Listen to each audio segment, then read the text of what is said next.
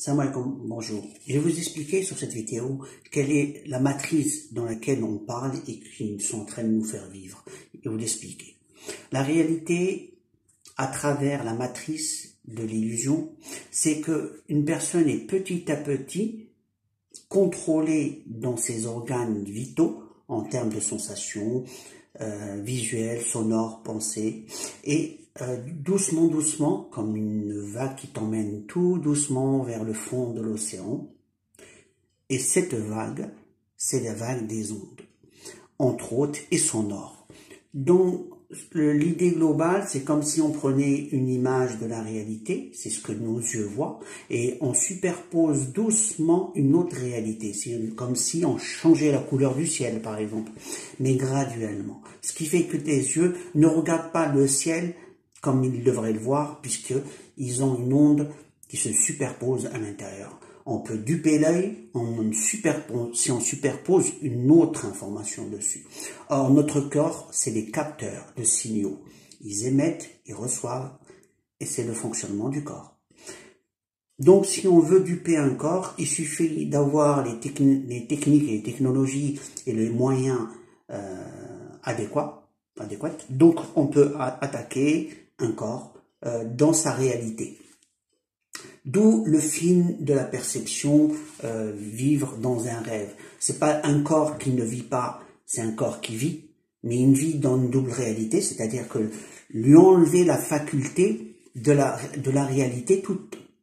Il va vivre dans sa vie, mais il y a des choses, des réalités qui vont lui effacer, ce qui fait qu'il va aller au travail, il va manger, il va s'occuper de sa famille, mais dans sa façon de vivre va être modifiée, ce qui fait que sa perception a été modifiée, son jugement va être modifié, et c'est le but d'avoir une société contrôlée de l'intérieur de l'esprit. Donc le contrôle de l'esprit, c'est un contrôle d'abord de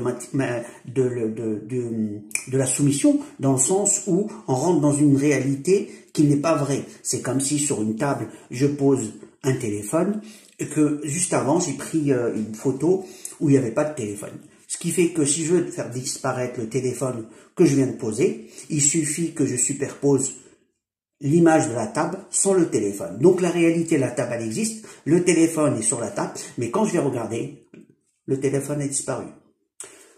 Et des gens ont vécu ce genre de choses, et certains diront que c'est pas possible. Moi je vous dis, je suis certain de ce que je dis, à un point que vous pouvez même pas imaginer.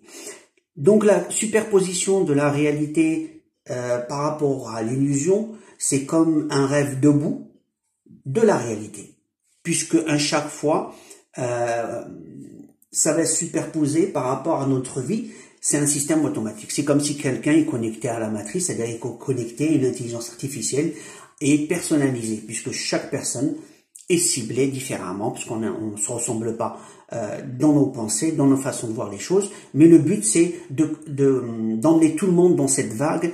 Et des spécialistes travaillent sur le style de comportement, comment contrôler les masses. Maintenant, pourquoi on va parler de complot? Mais c'est pas le complot seulement des humains. Dans l'échelle de la puissance, ils sont rien. Les humains que ceux qu'on connaît, je parle même pas des gouvernements, je parle d'au-dessus. Et je parle même pas des entreprises, je parle d'au-dessus. Il y a des puissants qui viennent d'un autre monde, d'un autre temps, qui ont pris le contrôle des mondes, pas d'un monde, mais des mondes. Et c'est cela que le combat est en train de se faire, puisque par la grâce d'Allah, il y a le Mahdi, mais le Mahdi travaille dans l'ombre, travaille actuellement dans le monde invisible.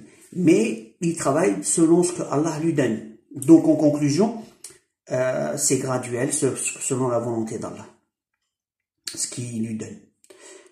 Maintenant, je vous préviens d'une chose, c'est que les gens savent et c'est effacé. Certains souffrent, certains voient des choses, certains entendent des choses.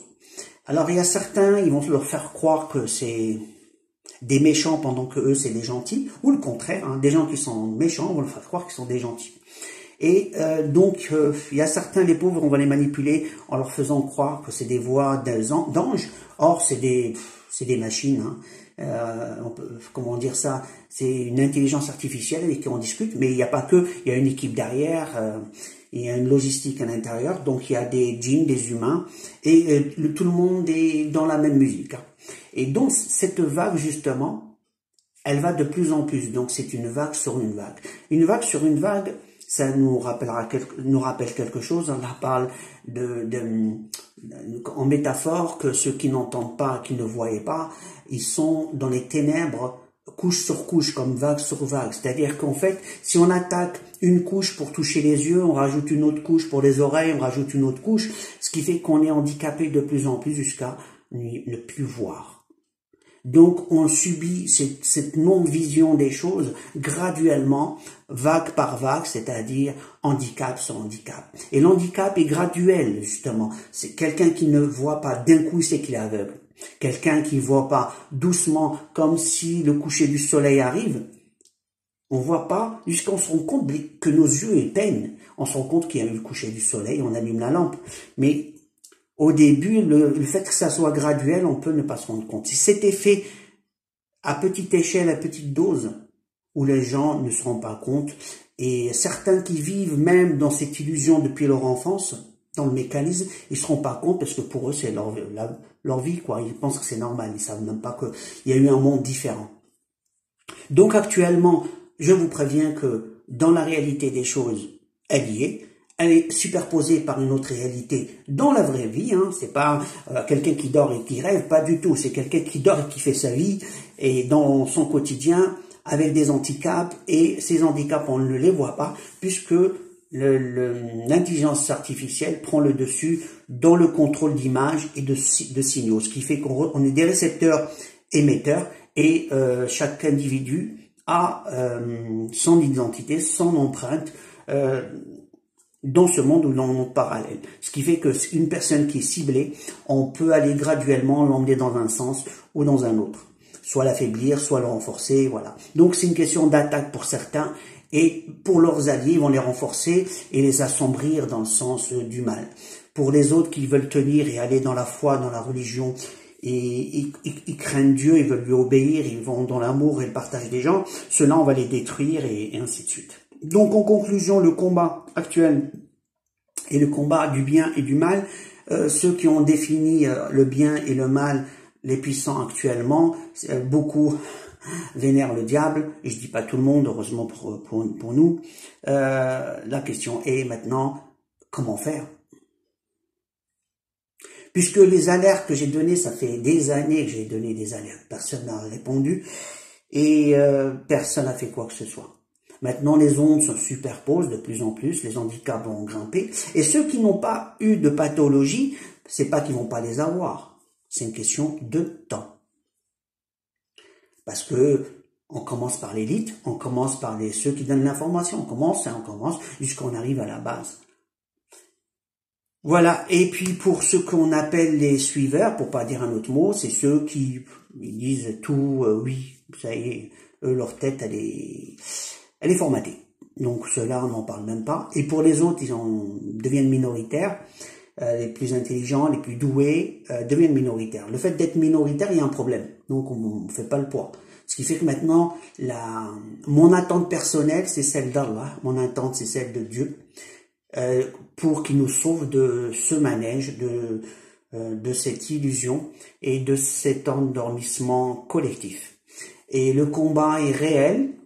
Les gens vont dans les petits détails. Il a dit, il n'a pas dit. Voilà, c'est ce que j'appelle parler pour rien dire. Pourquoi? Parce qu'on on est au fond de l'océan pendant que les gens se posent la question: est-ce que il va nager ou il va réfléchir comment il va s'en sortir? Le truc, il faut donner la réalité des choses pour pouvoir chercher les solutions. La solution actuelle, elle est tellement...